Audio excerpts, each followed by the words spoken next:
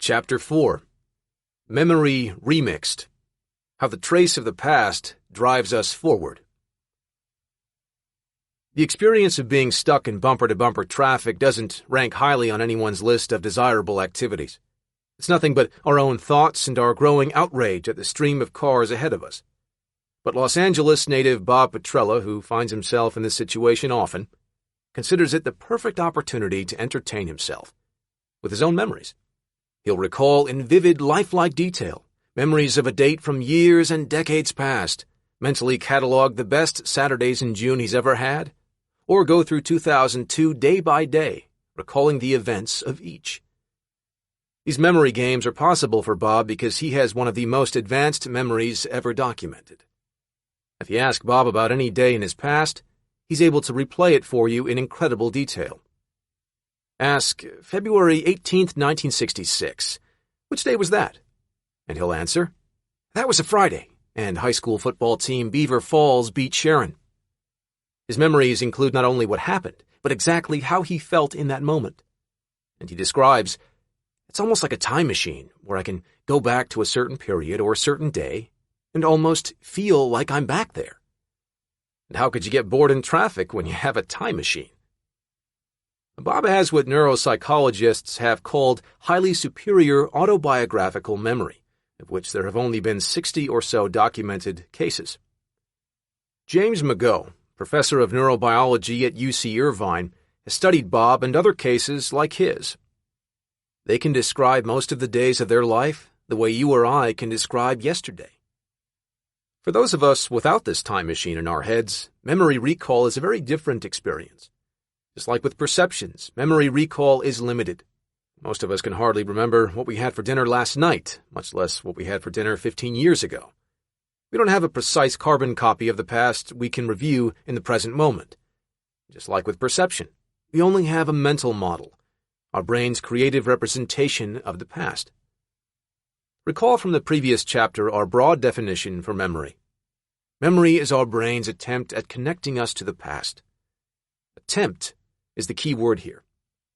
First, events we experience get encoded to become impressions. Then, these impressions get recalled later as hazy movies we conjure up in our heads. But the relationship between events encoded and events recalled is far from direct. We conjure up images, sounds, and stories and feel as though they happened the way we recall them. We assume our recollections are accurate. We assume encoding is like hitting record and recall is like hitting play. But we are wrong. In reality, our recall of the events we've encoded is murky. Whenever we hit play on an event, what comes out is closer to a remix than the original. Just like perception, memory is a best guess, heavily prone to bias and influence. Two people who experience the same event may remember it in very different ways. Moreover, our recall of an event can change depending on who we're with, our mood, and a number of other variables. We may even recall something from an event that didn't actually happen. What we think of as memory recall is really just a reconstruction of the encoded original. Of course, just because memory recall is flawed doesn't mean it isn't powerful. As McGough emphasizes, memory is the most important ability. If human beings didn't have memory, there wouldn't be human beings. As such, memory is the jumping-off point for nearly all of our behavior. Enter nostalgia marketing. If the Capri Sun reference from the previous chapter sent you back to your childhood, you are no stranger to nostalgia, your own personalized remix of the past, typically with a positive spin. Whether accurate or not, that internal subjective remix is what forms the basis for our future. And so, when it comes to marketing to your memories, nostalgia is hard to beat. Brands will often pick a throwback song, bring back an older version of their product, or even cast a previously used character in their ads to connect with our personalized sense of yesteryear in a deep and emotional way. Such a connection can profoundly guide our future behavior. One could even argue that Adidas' resurgence to sneaker relevance is due to their repurposing of 80s and 90s shoe models, like Superstars and Stan Smiths. A subtler way brands, and sometimes politicians, tap into nostalgia's effects is by portraying their products as throwbacks, to the way things used to be.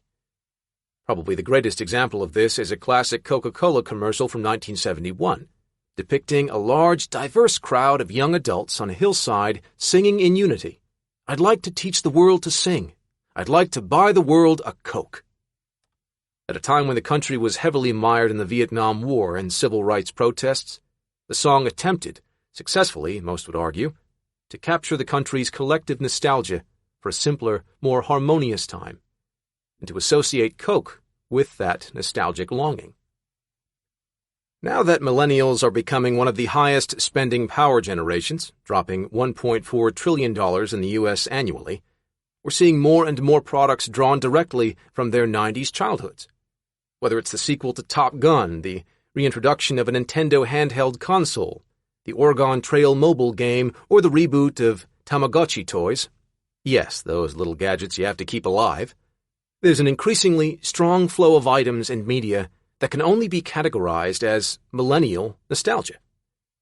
As millennial spending power continues to rise, don't be surprised if you see jorts and pogs make a roaring comeback. While nostalgia marketing is effective, upon further examination, much of its effectiveness is not based on our past experiences, at least not directly.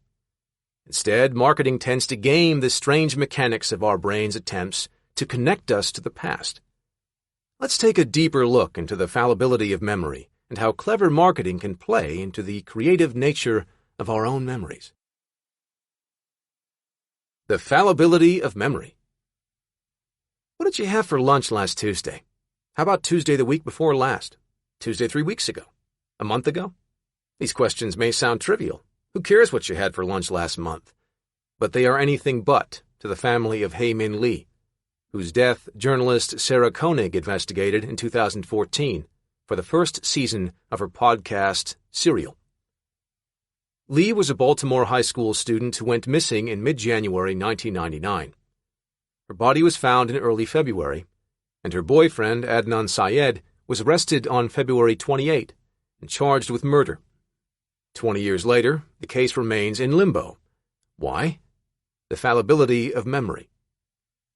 Syed did not have a clear and concise memory of the events that occurred on January 13, 1999, the day Lee went missing.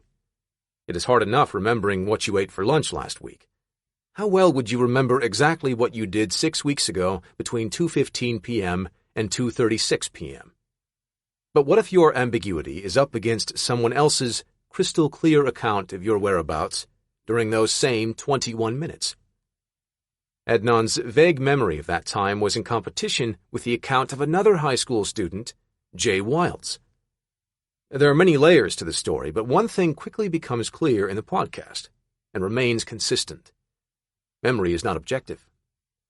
The accounts of several high school students interviewed about January 13, 1999, both by police in 1999 and podcasters in 2014, vary wildly. The recollections also show a whole range of confidence levels, from Adnan's weak ambiguity of the events to Jay's confident and clear recall. The case, reopened shortly after Serial's airing, remains unresolved. All of this ambiguity and the conflicting stories comes down to the fact that our memories are notoriously fallible. One common example of this is how we're easily tricked by our existing semantic network. Imagine I give you a list of the following items and have you memorize them. Donut, cake, scone, pastry, candy bar, ice cream sandwich.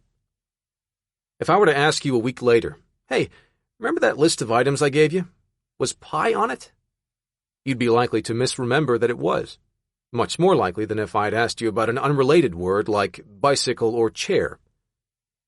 Recall from Chapter 1 that your brain stores knowledge in categories. So, in addition to making you hungry, reading this list of items activated the sweet foods semantic network in your brain. Because this network also includes things like pie, it's easy to remember pie being on the list even though it didn't actually appear there. This is what memory scientists call the semantic misremembering effect, and it happens to the best of us by virtue of how the brain organizes memory and information. Think about this in light of nostalgia. To pull at our memory, A given brand or advertisement doesn't actually have to tap into our memory directly. It just needs to tap into enough dots that our brain is able to connect them on its own. Consider the following advertisement for Internet Explorer. It's a charming walk down memory lane for anyone who grew up in the 90s, featuring nostalgic throwbacks like chain wallets, you had nothing to lose, bowl cuts, haircuts didn't cost $60, they cost 4 minutes, and neon fanny packs. We still had plenty of storage space. When you think 90s, you may not immediately think of IE, but now that your memory has been gleefully jogged for all of these items, you're much more likely to misremember IE as having been a big part of your childhood experience. Probably the best illustration of memory's incredible malleability comes from the lab of UC Irvine psychologist Elizabeth Loftus. Through a series of simple, suggestive inquiries, for example, don't you remember that trip to Coney Island? You were about 5 years old, and it was a bright, sunny day. Loftus and her colleagues actually implanted completely false events into subjects' heads. Your brain connects the dots on these familiar pieces from your knowledge bank, and voila, a memory. And once implanted, the false memory is indistinguishable from other real memories of experiences you've actually had. Loftus's research has changed courtroom practices by casting some much-needed doubt on the accuracy of eyewitness testimony, especially when the lawyer leading the questioning has a specific memory they'd like for the witness to remember. Someone please call Adnan Syed's lawyer. Memory, in other words, is a highly inaccurate reconstructive process, prone to error and fallibility simply by virtue of how our brains store and attempt to retrieve previous events and information. Even people like Bob, with superior memory abilities, are not immune. Research has found that the memories of people with highly superior autobiographical memory are just as prone to these anomalies as the rest of ours. This matters because our memories of events, either real or imagined, are extremely important. Memory provides the basis for much of our behavior, which means the ability to plant memories isn't just a good cocktail party story. It can also be used intentionally to change our behavior. Imagine being hunched over in a gas station bathroom, puking your brains out after just having eaten a pork sandwich from the fast food restaurant next door, tasting the cheap pork and synthetic bread coming up with each heave. Gross. If this had actually happened to you, you'd be unlikely to ever eat at that restaurant again, and probably wouldn't eat a pork sandwich again in your life either. These are exactly the kinds of scenarios Elizabeth Loftus has gotten people who are desperate to lose weight and can't stop eating unhealthy foods to think they've experienced. When people believe they've had a horrendous experience with a specific food, they have a natural aversion and cease eating it, just as they would if the memory were real. The false memory diet is the perfect example of the authority of memory over reality. It is the memory itself, not the details of the actual experience, that has the greatest impact on the rest of your life. With the rise in virtual technologies, the creation of false memories is only becoming easier and easier. In a 2009 Stanford study, children were brought into the lab and given an immersive virtual experience of swimming with dolphins. When they were brought back to the lab a few weeks later, a significant portion of the children had a memory that they had actually swum with dolphins. The technology had merely planted a memory. As VR and AR technologies continue to proliferate and find application within the consumer world, it will be interesting to see how they not only distort our perception, but our memory as well. Yet we don't need sophisticated technologies to fundamentally alter our understanding of the past. When it comes to memories, a little change in context can go a long way.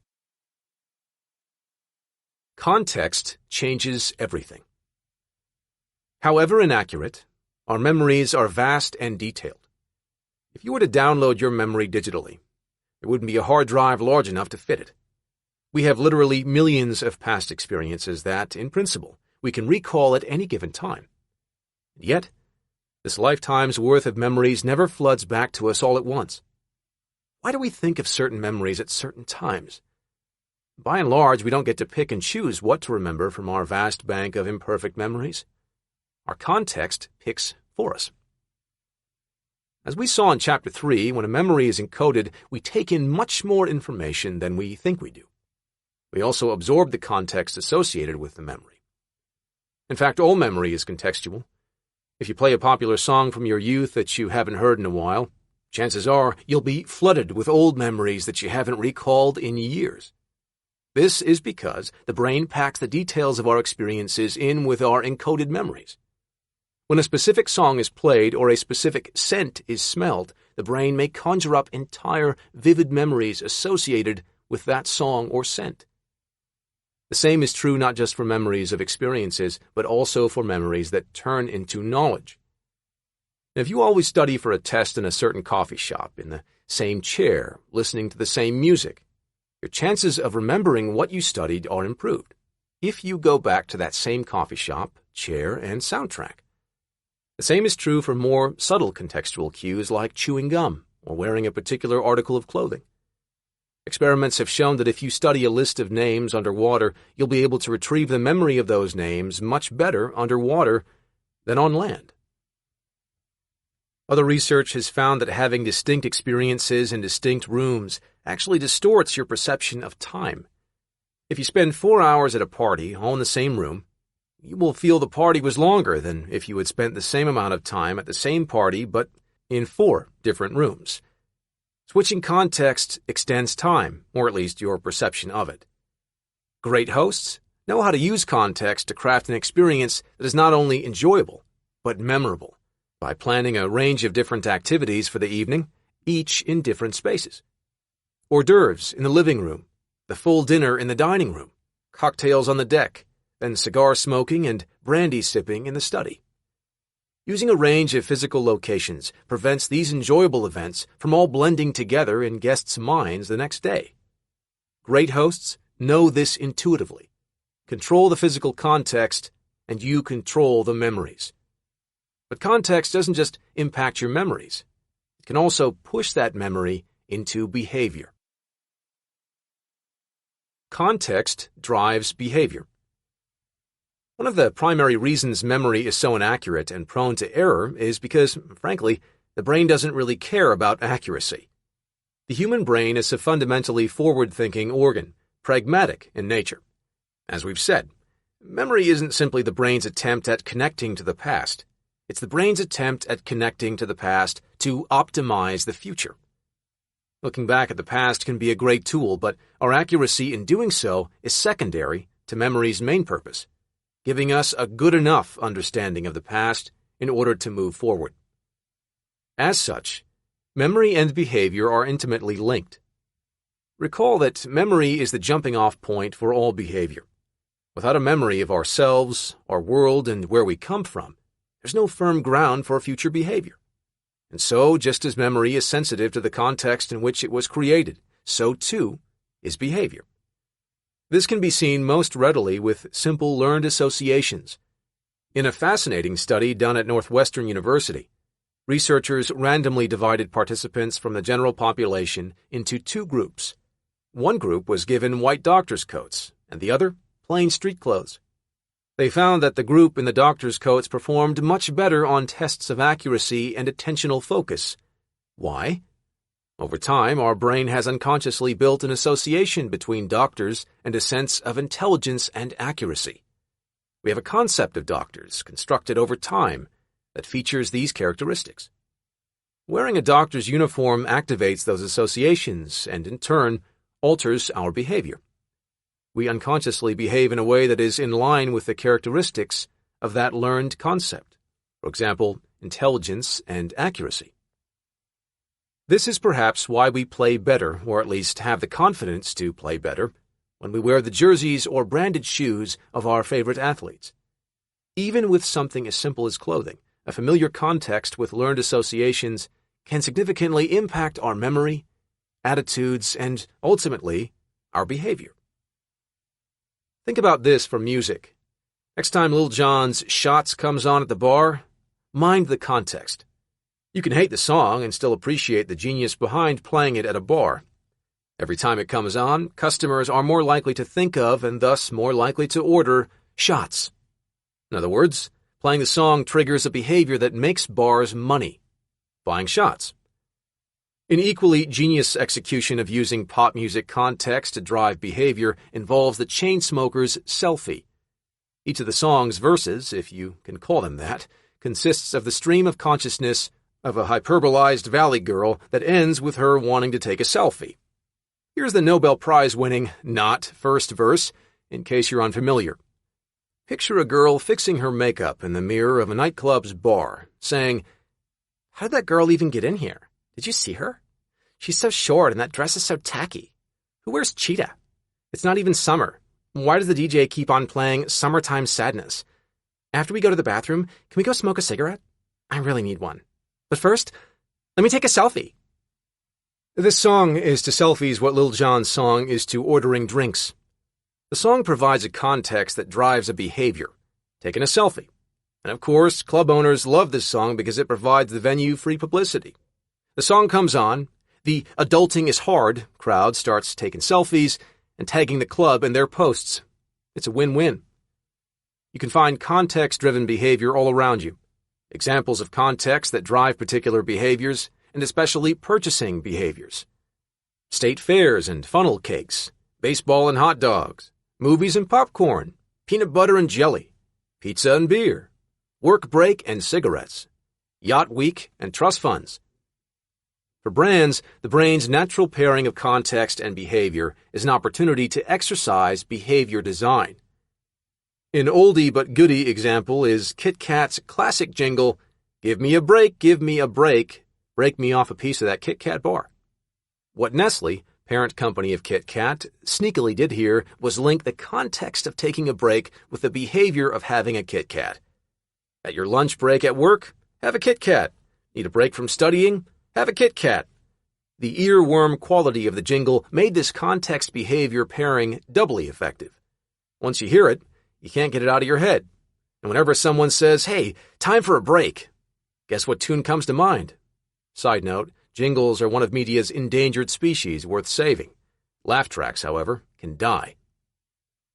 Kit Kat's contextual success didn't withstand the test of time, but this next brand's did. Do your best to imagine the following scenario in your mind. You're on vacation, someplace warm. The temperature is perfect. The setting is serene. No cars, no crowds, just the sound of the ocean waves crashing near you. You can smell the crisp beach air and feel the sand on your toes. Take a minute to really imagine being there. Done? Okay, now imagine a waiter asking if you would like a beer. Which beer comes to mind? Chances are, Corona. Over decades, Corona has inceptioned you, firmly associating itself with the beach in your mind. In fairness, we have primed your memory by mentioning Corona in the previous chapter. We have no financial agreement with Corona, but if any execs are listening to this, feel free to buy us around. This association is no accident. In an ocean of beer options, how can a brand not only stand out, but make the consumer think of it unprompted? By owning a context. Dare you to find a Corona ad without reference to a beach? The not-so-subtle hint as to Corona's context ownership aims is right there in its tagline. Life's a beach. The power of context to drive behavior, however, can also backfire on a company. Products with high contextual association can present a major obstacle to increasing sales. Champagne is associated with special occasions. Think celebration, and you see and hear champagne popping. But many also view champagne as only appropriate for special occasions, even though aside from it being expensive and fun to spray, there's nothing inherently celebratory about champagne. And in fact, a few bubbly, expensive craft beer brands have successfully penetrated the celebration market, getting themselves chosen over champagne as consumers pop the bubbly drink of choice. Interestingly, they've done this by invoking the same context and behavior associated with champagne, and by being bottled in an identical fashion, just asking to be corked off in celebratory fashion. With this increased competition, champagne companies have been trying to expand their reach by encouraging champagne drinking at other occasions. They've had to work to overcome their contextual association. The trade group French Wine and Food, for example, deliberately tried to broaden the appropriate context for champagne by appealing to spontaneous enjoyment, as opposed to planned celebrations, In there, unexpected things happen in the wee hours campaign. One could hardly imagine a more French slogan than that. Context drives habits, too. If you examine the link between context and behavior over a long enough timescale, you can't help but notice the human tendency to fall into regular routines. In other words, humans are creatures of habit, of behaviors we consistently engage in with hardly a thought. And context plays a massive role in shaping these habits. Is there a more context-specific song known to humankind than 50 Cent's Into Club? This song is purely and exclusively a party sing-along song. Hey shorty, it's your birthday, we're gonna party like it's your birthday. No one in the history of humanity has curled up on their couch with their cat on a rainy Sunday and read a novel with this song playing in the background. It's the epitome of an uplifting party track. And when you're not at a party and it comes on, it immediately feels like a party because of everything we've come to associate with it. Just think of the most context-dependent pairing imaginable: movie theaters and popcorn. A striking study by Greg Burns at Duke University found that people who tend to eat popcorn in a movie theater were almost guaranteed to do so each time they went. They would still eat popcorn when they had just eaten and were completely full. They would eat popcorn even if the popcorn the researchers provided was intentionally made stale. The most fascinating element of the study was that this behavior was incredibly context-specific. In other contexts, such as the school library, people who tended to eat popcorn at the movies rejected it when they were full or when it was stale. Outside of the movie theater context, popcorn's spell was broken. When it comes to creating or maintaining habits, context is paramount. The most extreme example of this is from the Vietnam War. GIs in Vietnam had alarming rates of heroin addiction. When word of this got back to Washington in 1971, it set off alarm bells. This was the last thing the Nixon administration needed. He had campaigned on a strict no-tolerance drug policy and was already fighting a losing battle against negative press from the increasingly unpopular war. He quickly assembled a special council to study these soldiers and their rates of addiction. The study systematically polled GIs on their drug usage, which confirmed the anecdotal reports. 20% of American soldiers in Vietnam reported having a heroin habit. What was shocking, however, was their heroin use after returning to the U.S. Heroin is one of the most addictive substances known. About a quarter of people who experiment with it become addicted, and of heroin addicts who seek treatment, roughly 91% relapse. But the soldiers coming back from Vietnam, who largely didn't seek treatment at all, less than 5% persisted in drug use back in America. The difference? Context.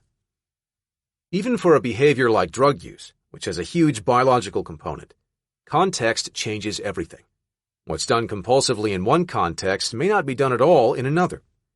Control the context and you control the behavior. How? Repeated context creates memories, which create associations, which drive behavior. But take away the context, the grip of association loosens, and the behavior, the habit, stops. And for most of us, our contexts remain fairly static. Home, work, a few favorite stores and restaurants. We're consumers of habit. Nearly half of our purchases, for example, are morning coffee or our breakfast foods, are repeated regularly and usually made in the same contexts. The same times of day, the same days of the week, the same stores. And consumers tend to buy not only the same brands of products, but in the same amounts. So predictable. Once we've built a habit, we tend to stick with it, since the main aspects of our daily context don't change. Companies are eager to become integrated into our daily routines, whether it's the phone or the app we check first thing in the morning, the coffee we drink on the way to work, or the streaming service we click on the moment we slump onto the couch to relax in the evenings. Our habits and the context that help create them are extremely profitable enterprises. The importance of consistency. As we've seen, our memory is fallible because of its emphasis on pragmatism over accuracy. It doesn't need to be perfect. It simply needs to be good enough to use as the basis for future decisions. This applies to our sense of the past generally, as well as our knowledge of specific previous events. And interestingly, This also pertains to our sense of ourselves. To make decisions and move forward, the brain has to generate and maintain a consistent sense of self. If we're going to make predictions about what is going to be good or bad for us, we have to understand who we are. Memory is key here. It's the glue that keeps our selfhood intact, the means by which our continuity is maintained. In reality, we're constantly evolving and changing. As T.S. Eliot described it, you are not the same people who left that station, or who will arrive at any terminus. As a matter of biology, even our very cells completely recycle every 7 years or so. Through all this change, our sense of self persists because of memory and its ability to connect us to the past. You wake up every morning as a slightly different physical entity, but memory stitches you together as a single, consistent, coherent being. Importantly, our sense of self, constructed of our memories, creatively remixed, also drives us to maintain the idea of ourselves as a consistent being. When we encounter a new experience, or make a new decision, we're driven to smooth this out to be consistent with this coherent sense of self. Any inconsistency here leads us to what psychologists call cognitive dissonance, one of the oldest, most robust phenomena in all of psychology. When there is conflict between beliefs and actions, we experience mental discomfort that drives us to resolve it. Imagine you're a vegetarian, holding the internal belief that you don't eat meat. Then you and your friends go out drinking. One thing leads to another, and as all good nights do, you end up at the taco shop at 2 a.m. And in that context, it doesn't take much arm-twisting from your drunken friends for the inevitable to happen. You eat a carne asada taco. This obviously poses a conflict. I don't eat meat does not jive with I ate a carne asada taco. Something has to give. The cognitive dissonance must be reconciled. This can be done a couple different ways. You could go the denial route. I didn't really eat the taco. I just kind of nibbled on it. That doesn't count. Or perhaps more rationally, you could own the act and revise your existing belief system and sense of self. Okay, I ate the carne asada taco. As a general rule, I don't eat meat, but I do sometimes. Cognitive dissonance is marketing black magic. It's something brands can architect by intentionally creating dissonance, forcing a wedge between who you believe yourself to be and what you currently own. This is especially common with lifestyle brands, for example, fashion, sports cars, that use aspirational ads, messages that remind the consumer of things they aspire to or have not yet achieved. Take the Nissan Xterra SUV, for instance, which launched with an ad where regular people in their mid to late 20s are driving the truck in a not-so-regular way on and off a series of sand dunes. To get a sense of the choreography, think of something out of a GoPro or Red Bull YouTube channel. Finally, the group decide on a peak, pull out their snowboards, and board down the side of the dune. The subtext of Nissan's ad is, "Cool kids are buying our car to do cool things like this." When you see the commercial, you either buy into that claim or not. If not, you are safe, for now. If you do buy in, and if you think of yourself as a cool kid, then your brain has to resolve the difference between that belief and you not owning an Xterra. Either you buy the Xterra and retain the belief that you're cool, or you don't buy the Xterra and instead revise your existing belief about your self-worth. Maybe you're not such a cool person after all. Beneath the surface details of celebrity endorsements or clever driving choreography, these aspirational types of advertisements work by pairing their products with positive attributes. They make a subtextual claim. In order to be cool/attractive/successful, you must have this product. Every time you implicitly buy into an aspirational ad's claim, your brain is forced to solve the Xterra calculation. This is especially concerning when it comes to the beauty industry. Maybelline literally has an entire beauty product line called the Eraser. Magazine and print ads for the product line pose a similar subtextual claim as Nissan. In order to be attractive, you need the eraser. Maybelline isn't telling women overtly that they are not good enough and that they need eraser products to be attractive. They don't have to. The cognitive dissonance does it behind the scenes. The strong-willed reject the claim and move on. Others are left asking themselves, am I attractive?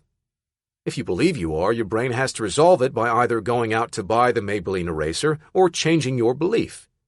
Maybe I am not attractive after all. Many people can and do reject the claim of aspirational advertising. But some forms of advertising claims are easier to reject than others. Realizing an ad is just a commercial in the same way you recognize a movie is not real life is one way to distance oneself from an ad's claim. Seeing The Rock with his shirt off promoting Under Armour headphones, as impressive as it may be, is not as insidious to consumers if they see it and think, he's a celebrity, of course he looks like an action figure. Headphones or no. Celebrities are easy to label as unrealistic aspirational figures. Influencers are not. Even the strongest-willed consumer with the toughest mindset has fallen for a moment of dissonance on social media. Influencers on YouTube, Instagram, and the like are harder to tag as unrealistic. You see them as real people, as opposed to celebrities. You might be able to ignore Angelina Jolie selling you lipstick, but not so much when Patrick Starr, the YouTube makeup guru, sells you the same thing. Cognitive dissonance and confabulation. Accepting the ad and making the purchase is one way that this dissonance can be resolved, but it's not the only one. Dissonance can also be resolved the other way, by bending our psychological reality. This usually means revising our memory. I only kinda nibbled on that carne asada taco.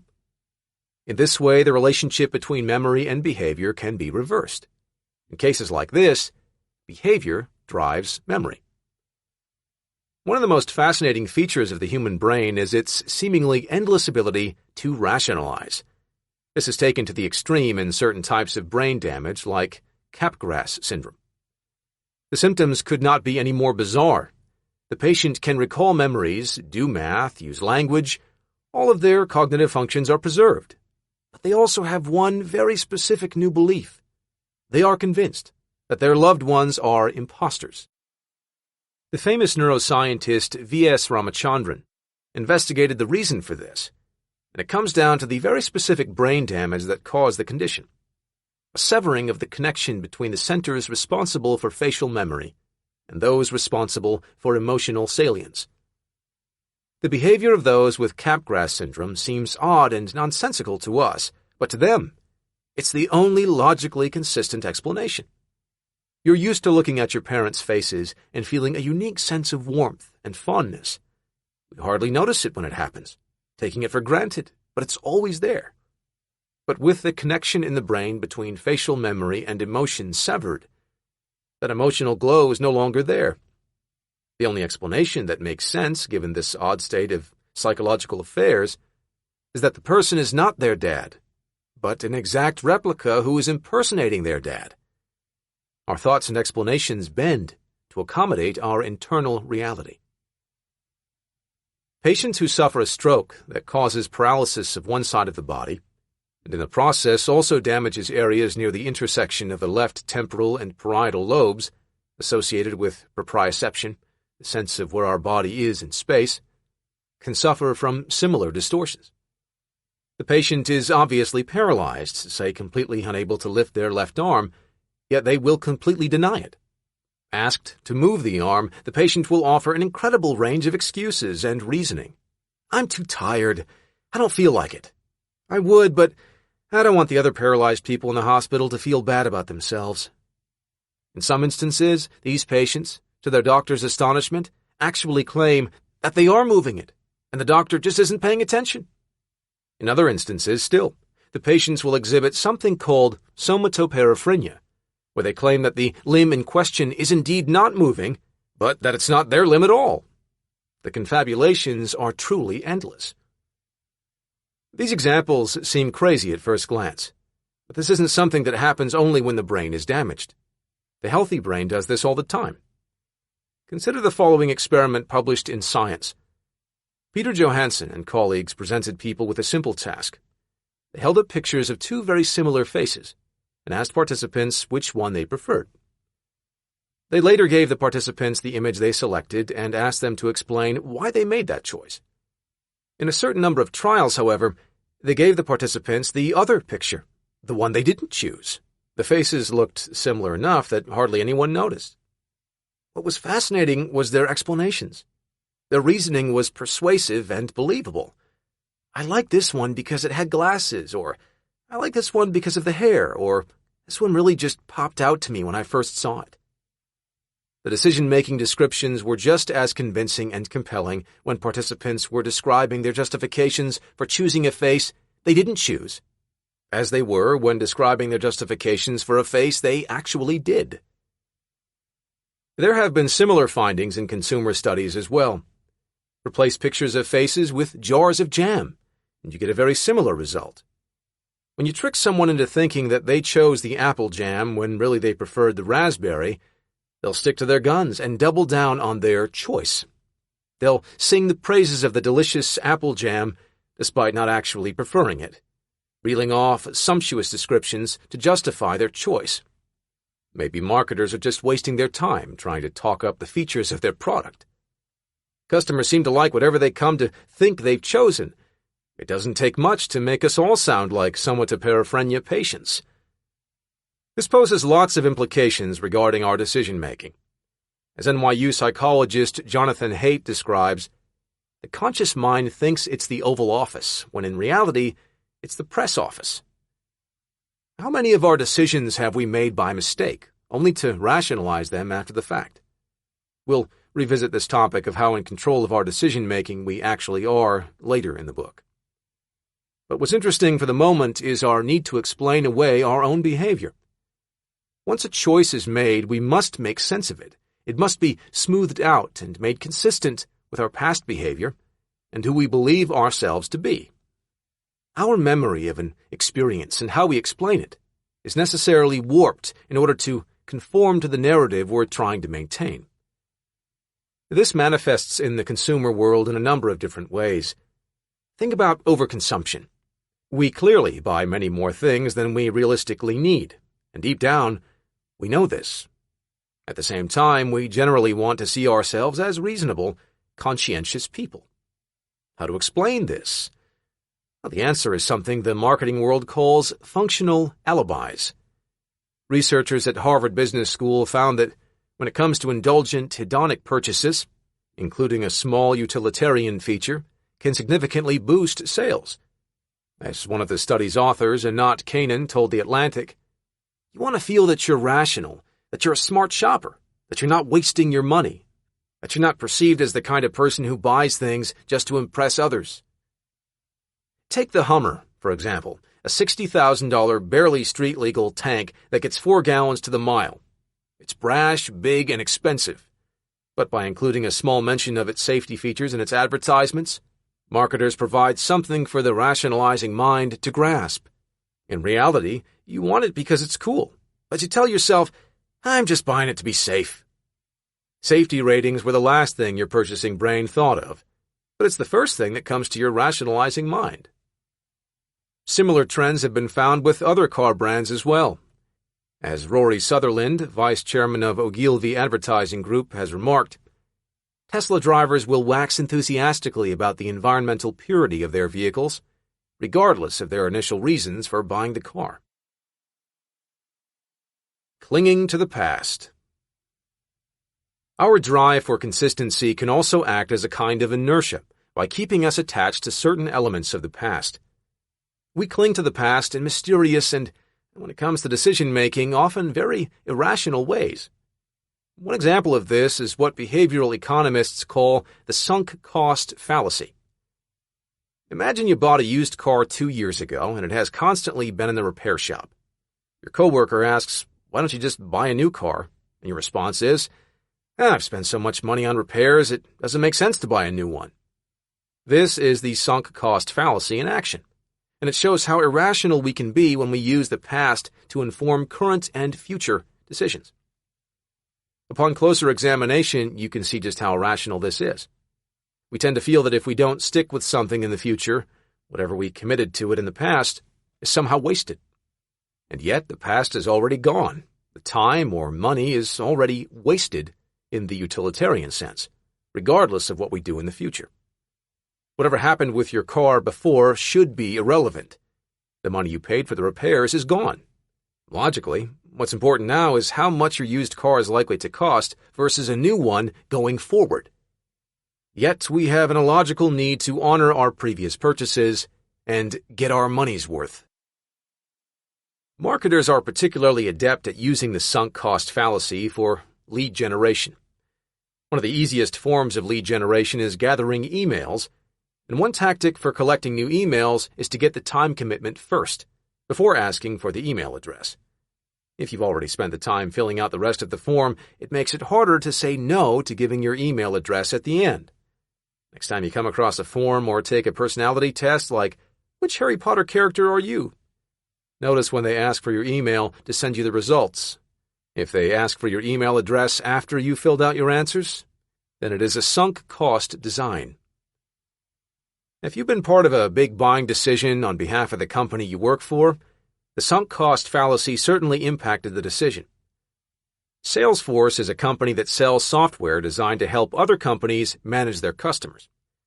The software costs from thousands to millions of dollars, depending on the size of your company. Salesforce's tactic is to get a small commitment, give us your email in exchange for a free ebook, then a medium commitment, give me your phone number to do a digital demo, then a large commitment, let's do a live demo in person at your office, before finally asking for the sale. It is harder to say no the more you interact with Salesforce because you've already committed so much time. Car dealerships use this tactic all the time. The longer the car negotiations last, the more time you've committed, and the harder it will be for you to walk away. Sunk cost fallacy can also help shed new light on why unhappy relationships persist despite one or both partners wanting to leave. Partners tell themselves, "Well, we've come this far." It's an odd self-justification that sends people into a sort of psychological inertia. Keen marketers often commit us to their products and services by cleverly designing ways for us to invest time, money, or both first. And because of the sunk cost fallacy, once we start along this path, it can be difficult to resist our own inertia. As the famous line in the movie Magnolia goes, "We may be through with the past, but the past ain't through with us." Memory isn't static or stationary. Instead, it evolves over time, thanks to the brain's fallibility, its general pragmatism, and its drive for consistency. In terms of accuracy, our memory is far from a video playback. At best, it is a photograph that is constantly being photoshopped by our brains without our permission or awareness. Our brains creatively construct the past to plan for the future, and sometimes sacrifice accuracy in the process. This malleability is important to be aware of because memory and behavior are intimately linked. Memory, often in tandem with context, drives behavior. And in strange ways, behavior can also drive memory. As a result, memory is big business. Memory can be used to drive profit, but not in the ways we might expect. Like other aspects of our consumer behavior, the opportunity for brands lies in the strange quirks of our psychology, in how our brains unconsciously fill in the gaps between reality and perception, this time between experience, memory, and behavior. Whether through tacit psychological insight or through trial and error, brands have figured out how to design marketing campaigns and advertisements to tap into these strange quirks and drive our behavior. The good news is, we can use these insights too. Knowing the potency of context when it comes to memory-driven behavior, we can design context on our own terms to reach our own goals. Knowing the fallibility of our memories, we can adjust our confidence in them appropriately. And knowing our drive for consistency, we can see how we may bend our own interpretation of the past in inaccurate and even unhelpful ways.